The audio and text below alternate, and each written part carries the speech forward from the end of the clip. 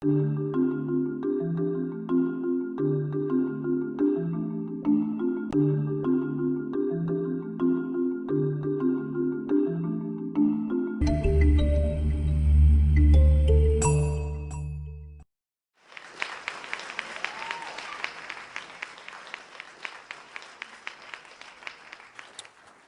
hear me? Good to go? Okay. The whole living out loud thing to me is brutal honesty, so I got to be very honest with you. I've got 9 minutes. That's a good thing to know. We've done quite a few of these events, and this is the first one where they have wanted me to speak about my personal story, and I'm having a very, very hard time with that. We've spoken at a ton of events, very large groups, very small groups, schools, whatever, and it's always about what I have chosen to do in life, but not me personally. So, I don't know what the hell to do. I had a phone call with Lisa. She told me that it needs to be more personal. My reaction back to her was, how the hell am I supposed to do that in 9 minutes? And she said, that's your challenge. Hung up the phone. 2 weeks later, still haven't figured it out. So, I'll give you a quick story of my background. I grew up in Salt Lake City, Utah. At the age of 15, we're going to skip ahead here 15 years, I was given the opportunity to run a business. Not so much run it, but come in, be mentored, do what typical adults do. But I was 15. It ended up being my escape. I was very fat, I was very awkward, I was very shy, I didn't have any friends. I didn't feel comfortable around kids my age. I didn't want to go out drinking, I didn't want to go out partying, I didn't want to go out and do what typical kids do. So, I had that job. Every time people wondered why I wasn't going to a dance, or wondered why I wasn't dating, I always said I could work. It was perfect. I fell into the same trap, and I have a very hard time sticking on this red dot, but I know there's feedback. So, I fell into the same trap that every American teen does. We see TV, we see the advertisements, we see the cars, we see the house, we see the watches, we see the diamonds, we see the marriage, we see the dog, we see the white picket fence. We see all those physical possession things that if we get, and we're told by our parents, by our TV ad, by every adult in our life, if we get it, you will be happy, you'll be successful. So we go for that. I did the same thing. There's a song, there's a line in it that says, the fish who keeps on swimming is the first to chill upstream. So I felt if I kept working, every week my buddies screwed off, and I was working, I'd be a week ahead.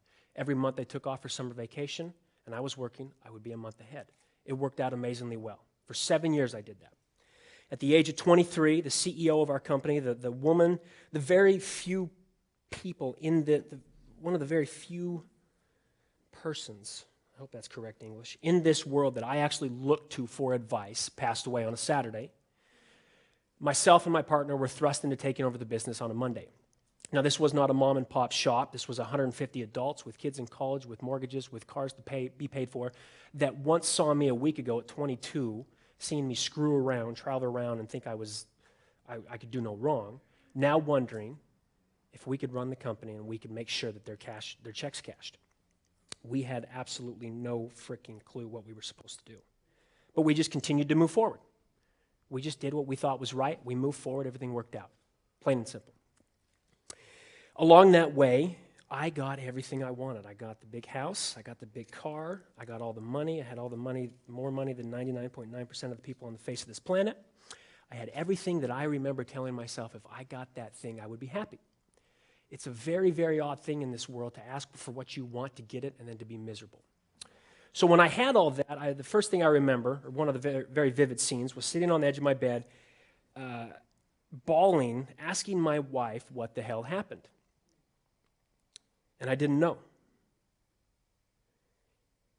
And during that time, I also did what most people do in business. You read all the books. You read all the self-help bullshit. You read all those things of all these experts, of all these gurus claiming to tell you, this is how you should do something. I am so sick and tired of that industry.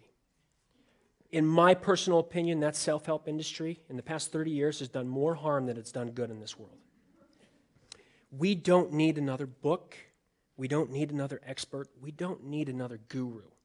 We have flown past what we logically as human beings can actually handle. We need to get back to simplicity. And that's where I would usually dive into the pay it forward movement, but I'm going to abstain from that, and I'm going to keep talking about myself. At the age of, actually, you know what?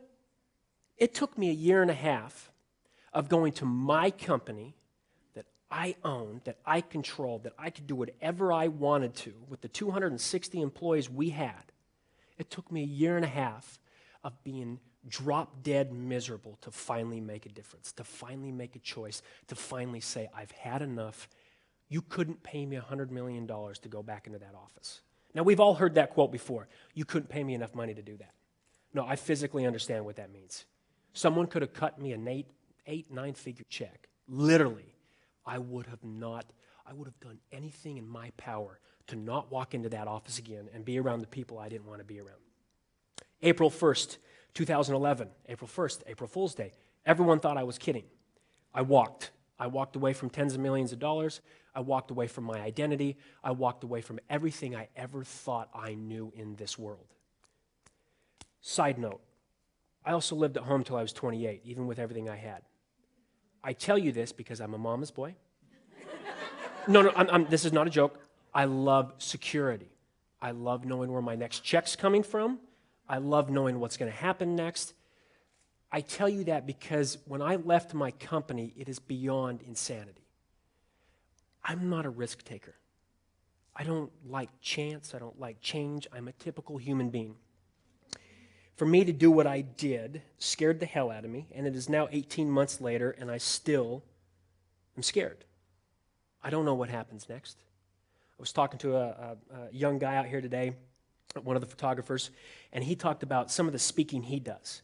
And he said to me, which I remember telling myself, he's done it a few times, and he feels that when he does it more, it will get easier and the butterflies will go away. And unfortunately, I had to tell him he was wrong. I've spoken hundreds of times, and every time I'm sitting over there waiting for someone to mic me up, I don't know why. It could be a crowd of fifth graders. My heart starts pounding. I don't know why. I really don't know why. One of the reasons I do know why, though, is for what we're doing. I'm sorry, Lisa. I'm head of the Pay It Forward movement.